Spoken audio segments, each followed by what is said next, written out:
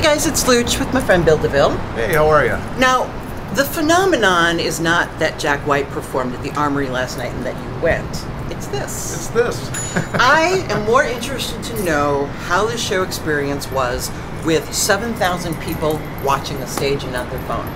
It was weird. I know! I know! I mean, at one point, you know, during a great song by Jack, somebody actually pulled out a lighter and threw it up in the sky. Like, that seems so old school. Totally now, old doesn't it? school. And I think that, you know, he's certainly been vehement all this tour. Yeah. Now, did you see the little pouches that people had to put their phones in? I had one. Oh, yeah, okay, yeah. You keep it with you? You keep it with you, And it's a little locked. bit bigger than your phone, and you can kind of have it in your pocket. And, you know, it's kind of funny. There was some wise guys that were, you know, still sticking their camera up with the little bag on it. Right, Yeah. right. Well, and the thing about that is that what's behind somebody saying, I'm going to mandatorily say, no phones, no cameras.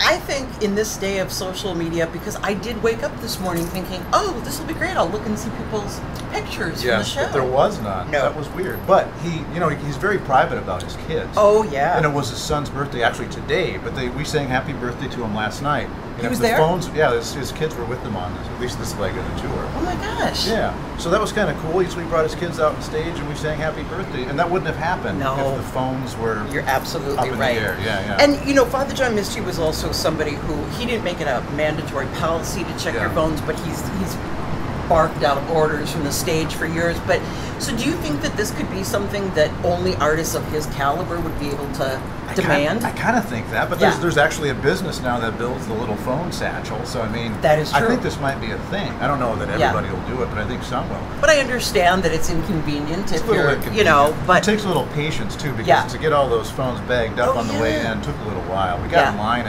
right at 6:30, and it was probably 7:15 by the time we were inside. Yeah.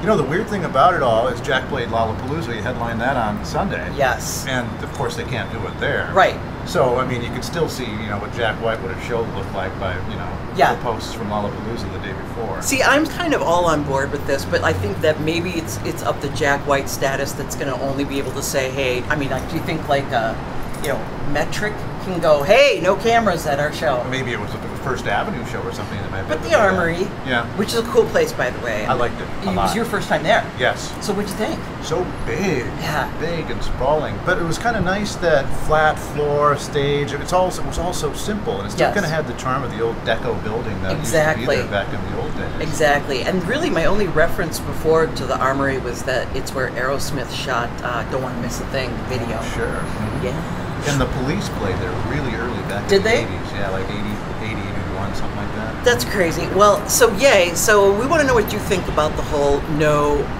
phone, no camera policy. I mean, again, I'm on board for it. So let us know how you feel about watching a show like this. And yeah, right on.